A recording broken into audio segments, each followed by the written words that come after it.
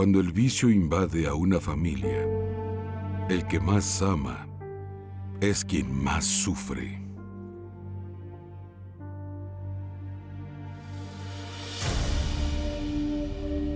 Era mucho sufrimiento. Era la adicción a las drogas. Era el crack, la marihuana, la cocaína, la bebida, noches de sueño perdidas. Y por causa de esos vicios, yo ya no podía estudiar. Eso me causó depresión, mucha tristeza, un vacío. Yo me sentía la peor de las criaturas. Y fue a causa de esta situación que hubo un momento en el que vendí hasta lo que había dentro de casa. La situación ya era difícil, pero sacar del interior de la casa 5 kilos de arroz para llevarlos a vender al punto de drogas, para intercambiarlos. Hubo una situación en la que estaba días fuera de casa y cuando llegaba la noticia, la familia teníamos que buscarla. Pero esta no es la historia de mi hija. Esta es mi historia, porque era yo quien les daba trabajo a mis hijos. Yo era la que dejaba a mis hijos solos.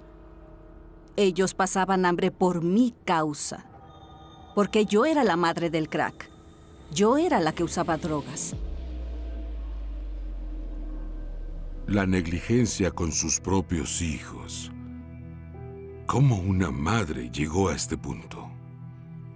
Todo esto comenzó con la pérdida de un compañero, porque yo ya tenía a mis hijas y yo le gusté. Y con esto se involucró conmigo y yo me embaracé de él. Me embaracé de mi hijo y él tenía un problema de presión alta. Y él falleció a causa de la presión alta por no cuidarse, por beber, por jugar. Y yo me quedé sola. Y ahí vino el fondo del pozo, porque necesitaba seguir cuidando de mis hijos. Y yo no tenía cómo pagar la renta. Necesité ir a una comunidad, ir a vivir a casa de mi hermana. Ella me cedió un cuarto y me fui a vivir ahí. Y para empeorar, mi hermana me presentó el crack. Con la primera vez que puse el crack en mi boca, yo me perdí. Recuerdo que en esa época mi mamá llegaba de madrugada, completamente bebida y con efectos del crack que había consumido. En aquellos días lo manifestaba dentro de casa. Nosotros ya no teníamos nada y lo poco que había, ella lo rompía. Lo que más me marcó fue esa situación de llegar a prostituirme. Prostituirme. Y la prostitución también era para sustentar los vicios. Yo me sentía basura, porque tenía el deseo de cambiar, pero no lo conseguía. Y con esta situación, yo tuve que madurar a muy temprana edad, porque tuve que comenzar a trabajar para intentar traer un poco de alimento a la casa, porque hacía falta todo. Había días en los que solo teníamos arroz y vinagre para podernos alimentar. Ella nos obligaba, a mi hermana y a mí, a ir al punto de drogas para conseguirle su droga fiada. Y eso fue creando un odio muy grande hacia mi madre, porque yo pensaba, ¿cómo una madre hace eso con sus hijos? Yo recuerdo una discusión en la que tú me dijiste que ya no me querías.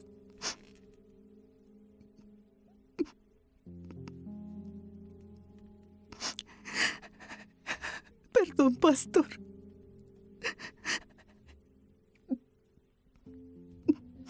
En la que llegaste a decirme que me odiabas. Eso me dolió. En el fondo, yo te amaba, mamá. Pero ese sentimiento de dolor, de resentimiento, hablaba mucho más alto. El dolor causado por las palabras de su hija llevó a Miriam a sentirse una basura y, pensando en ser una piedra en el camino de sus hijos, decidió que salir de la vida de todos sería lo mejor. Yo compré crack compré mucha bebida. Yo compré veneno para ratas y lo mezclé todo. Mezclé todo ese montón de pastillas. Mezclé ese veneno para ratas y lo estuve bebiendo con aguardiente y usando drogas. Porque yo tenía la certeza de que ahí iba a morir. Me quedé en el baño haciendo eso. Me desmayé ahí. Y cuando desperté estaba en el hospital. Y ahí yo descubrí que había tenido principios de sobredosis. En esa época fue exactamente cuando estaba escuchando la radio de la iglesia. Aquella programación me traía cierta paz. Y ahí el pastor hizo un desafío que para la persona que llegara ese día, nada volvería a ser igual en la vida de aquella persona. Y yo no me di esfuerzos. En ese mismo momento me cambié, tomé a mi hermano, que estaba pequeño, y llegando ahí, yo acepté aquel desafío. Comencé a luchar por mi mamá. Yo veía que muchas madres luchaban por sus hijos. Y mi objetivo era luchar por mi mamá. Ella estaba muy mal, ella llegó a estar en coma. Pero Dios comenzó a trabajar dentro de ella en aquel hospital. Solo que en realidad yo también necesitaba ayuda. Porque ¿cómo podía ayudarla si por dentro yo estaba en pedazos? Necesitando ese socorro que solo podía venir del propio Dios. Era salir de aquel rencor, era salir de aquella depresión. Entonces con eso yo me liberé y fui agraciada por tener al Espíritu Santo. Con eso mi vida se transformó porque encontré la verdadera alegría. Por otro lado, mi mamá continuaba totalmente igual. El problema aún estaba ahí, mi mamá aún...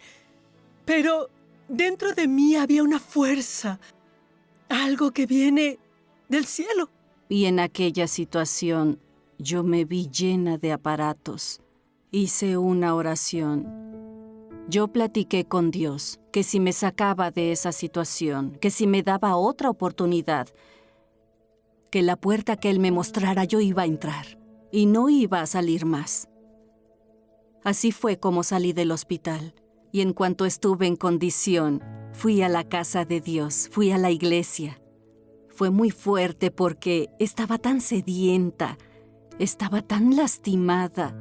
El dolor era tan grande que tenía aquella necesidad, aquella sed de Dios. Yo también comencé a buscar, comencé a luchar y Dios me fue curando porque tenía mucho resentimiento, mucho dolor, mucha tristeza. Y entonces cuando llegó la hoguera santa, y ahí fue la oportunidad para entregarme totalmente y también mostrarle a Dios que quería algo con Él, que tenía sed de Dios. Yo quería esa paz que había en los ojos de mi hija. Era el Espíritu Santo. Y entonces me entregué. Después de haber vivido tanto tiempo por meras piedras de crack, subió a las piedras del altar para entregarle su propia vida a Jesús, la piedra fundamental. Yo me derramé y hablé con Él. Le dije a Dios, yo no soy nada. Yo no soy digna ni de pronunciar tu nombre, Señor. Pero heme aquí, Señor.